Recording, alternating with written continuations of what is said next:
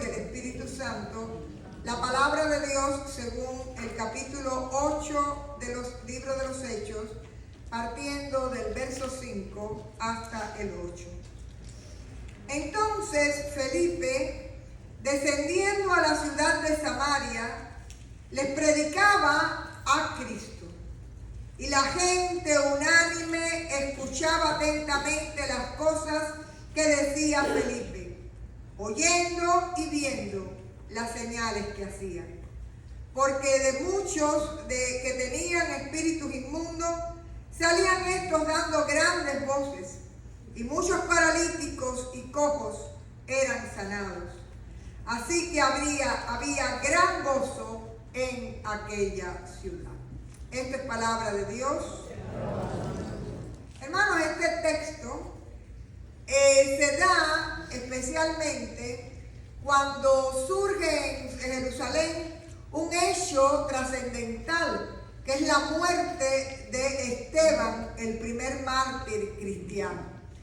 Y comienza el capítulo contando que Pablo, quien en ese momento era Saulo de Tarso, estaba allí presenciando y apoyando la muerte de aquel hombre, y a partir de ese momento hubo una gran persecución en la iglesia en Jerusalén. Y dice que los cristianos fueron esparcidos, tuvieron que salir de Jerusalén a las regiones aledañas, a Judea, Samaria, y especialmente se recrudeció la persecución de tal manera que hay un verso, que es el verso 3, que nos habla de qué tipo de persona era Saulo de Tarso, quien fuera después el apóstol Pablo. Dice el verso 3 que Saulo asolaba la iglesia y entrando casa por casa, arrastraba a hombres y a mujeres y los entregaba en la cárcel. Quiere decir que la imagen que nosotros tenemos del apóstol Pablo no tiene nada que ver con Pablo antes de conocer a Jesús. Este es el Pablo de antes de su conversión. Dice que no solo perseguía a la iglesia, sino que se metía en las casas y que arrastraba a la gente a la cárcel. Y la palabra que usa es que asolaba a la iglesia. Quiere decir, fue una persecución cruel, y por eso viene la inestabilidad de la iglesia en Jerusalén, la única iglesia que existía hasta el momento. Recuerden ustedes que después de Pentecostés crece el número de personas, pero en Pentecostés las personas que reciben el evangelio también eran judíos de la diáspora que habían venido a Jerusalén. Así que hasta ese momento la iglesia se constaba solamente de judíos que habían conocido el nombre de Jesús y se congregaban fundamentalmente en Jerusalén. Ahora bien, hay un elemento que me gustaría resaltar. A veces las páginas tristes de la cristiandad o incluso de nuestra vida nos parece que no tienen soluciones, pero sin embargo Dios las usa para revertirla en situaciones de bendición. Quiere decir, a veces hay situaciones de pérdida o de derrota que el Señor las usa para bendición. Y esta fue específicamente la situación de los cristianos de Jerusalén, que fueron sacados de su zona de confort, tienen que irse de la ciudad, y ahí es cuando comienza la expansión misionera, predicando el evangelio a otras personas que no eran el pueblo judío propiamente. Quiere decir, el evangelio hasta este momento estaba encerrado en Jerusalén, donde nació, y ahora es este fenómeno el que lo saca de los muros de la ciudad para llevarlo a otras zonas, en especial alrededor de Judea y específicamente en Samaria. Y comienza la predicación en Samaria, y en específico el texto nos habla del diácono Felipe que llega a Samaria a predicar. Y ustedes pensarán que era parte del tronco de los judíos, pero en realidad los samaritanos y los judíos eran grandes enemigos. Primeramente porque los judíos entendían que los samaritanos habían contaminado la sangre judía con gentiles y para ellos eran un pueblo bastardo. Las prácticas religiosas también diferían, en especial el lugar de adoración. Y aunque venían de un tronco común, realmente eran grandes enemigos.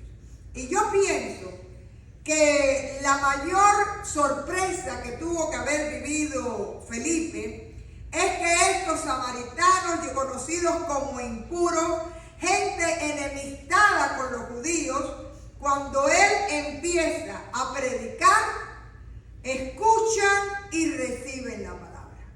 Y lo primero que me resulta interesante es que Felipe no tiene ningún tipo de límites en cuanto a raza, sino que sencillamente empieza a predicar el evangelio, aunque en su formación judía esta gente eran sus enemigos y eran impuros. ¿Y qué predicaba Felipe? Verso 5. Felipe, descendiendo a la ciudad de Samaria, les predicaba a Cristo. Quiere decir que el sentido fundamental de la predicación, de compartir el evangelio, es compartir la persona de Cristo. Porque lo que importa en la fe cristiana es la relación que tú tienes con el Señor. El cristianismo no es una religión. El cristianismo es una relación con tu Señor y tu Salvador. Así que eso que predicaba Felipe no era para ser conservado solo por los judíos, no era algo exclusivo para aquellos que recibieron el Espíritu Santo en Pentecostés, no era propiedad de unos cuantos apóstoles, diáconos, sino fue algo que le fue dado a Felipe con responsabilidad para que fuera compartido. Y de la misma manera, hermanos, también nos es dado a nosotros para ser compartido. Hay un elemento que subrayo en esta primera parte del texto. Dice que la gente escuchaba unánime, que habían señales de liberación y de sanidad, y que todo eso trajo gozo a la ciudad. Miren ustedes ahí, voy a leer desde el verso 6 hasta el 8, pero lo que quiero subrayar es el verso 8. Dice, y la gente unánime escuchaba atentamente las cosas que decía Felipe, oyendo y viendo las señales que hacía, porque de muchos que tenían espíritus inmundos salían estos dando grandes voces, y muchos paralíticos y cojos eran sanados. Así que había gran gozo en aquella ciudad. ¿Cuál fue el resultado de la predicación? El gozo. El gozo que solo puede dar el Señor. Y cuando las cosas iban maravillosas en Samaria, Felipe pudo pensar que el Señor ya lo iba a dejar allí porque había sido un éxito misionero. El Señor le manda a otra misión que él no podía imaginar. Quiere decir que las personas están siendo salvadas, las personas están recibiendo al Señor. Y ahí en el verso 26 viene la nueva tarea que el Señor le pone a Felipe. Un ángel del Señor habló a Felipe diciendo, levántate y ve hacia el sur, por el camino que desciende de Jerusalén a Gaza, el cual es desierto. Y Felipe obedece al Señor. Se va de un momento de éxito misionero, donde las multitudes están recibiendo y escuchando la palabra, a un desierto que le manda el Señor para hablarle a un etíope. Este hombre era funcionario de la reina madre de Etiopía y era el administrador, el tesorero de esa señora, así que era una persona de mucho prestigio, de mucho poder, y había venido a adorar a Jerusalén porque tenía inquietudes y sobre todo le gustaba la fe del Dios de Israel. Y dice que volvía en su carruaje leyendo al profeta Isaías. Era un hombre piadoso que había ido a Jerusalén a adorar, pero en Jerusalén no tenía parte. Porque cuando tú eras gentil, no eras judío, y más cuando eras eunuco, tú no podías entrar en el templo. Ahí las personas tenían que quedarse en el patio de los gentiles. Y sin embargo, el Señor mueve a Felipe a acercarse a aquel carruaje y le pregunta si entiende lo que él está leyendo. Y aquel hombre comienza a recibir de parte de Felipe la predicación del Evangelio de Jesucristo, diciéndole que este siervo sufriente del Isaías ya había venido y era el Señor Jesús. Así que mientras Felipe le explica la profecía a este hombre pide ser bautizado. Miren, hermanos, es interesante porque Felipe no le preguntó cuál es tu raza, tú eres eunuco, tú no tienes lugar. Quiere decir que ya en el pensamiento de Felipe, Dios había roto las barreras que tenía el judaísmo. Y ahí mismo Felipe le responde: si crees de todo corazón, bien puedes ser bautizado. Verso 37. ¿Y cómo le responde este hombre? Creo que Jesucristo es el Hijo de Dios. Quiere decir, hay una afirmación de fe de parte del etíope y manda a parar el carro. Y había agua y ambos descendieron al agua y Felipe bautizó al etíope eunuco.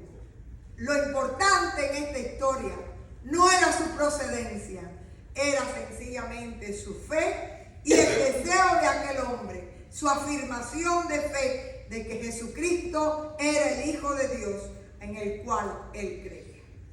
Pero hay otro elemento interesante y está en el verso 39.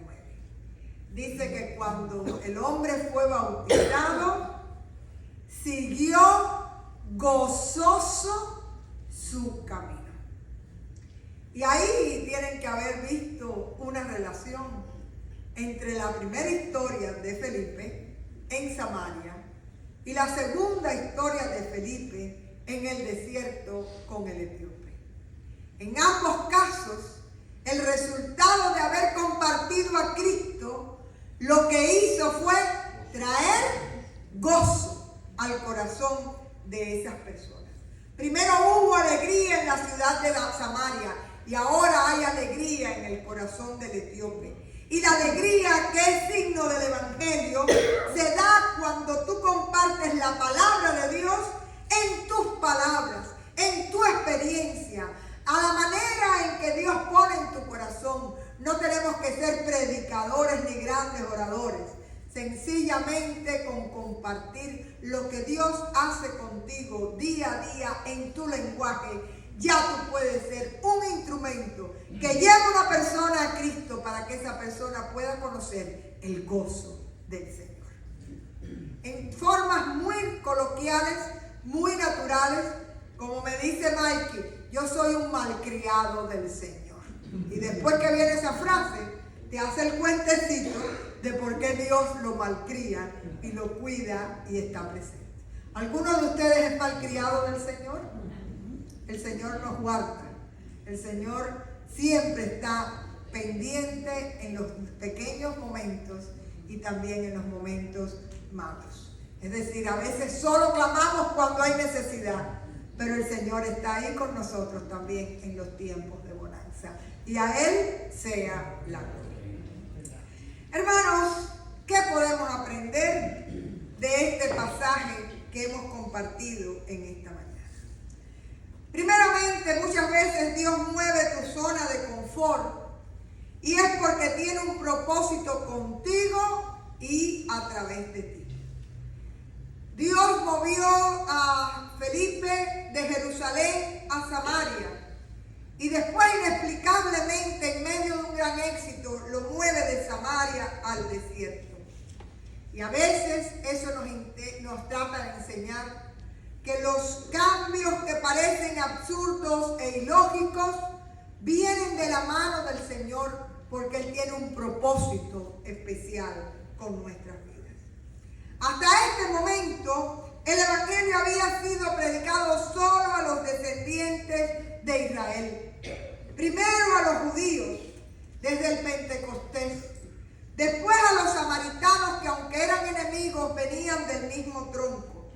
Pero Felipe abre el Evangelio al mundo gentil y proclama a Jesucristo como Salvador, compartiendo a enemigos de religión y de cultura la palabra del Señor y no haciendo acepción de personas ante este hombre extranjero y sobre todo eunuco, sin tener en cuenta cuánta gente podía ser alcanzada por ellos.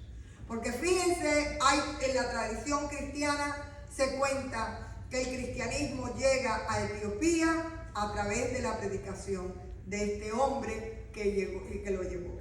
Así que este hombre que venía leyendo tenía inquietudes espirituales determinadas, venía leyendo a Isaías y no entendía, tenía falta de conocimiento.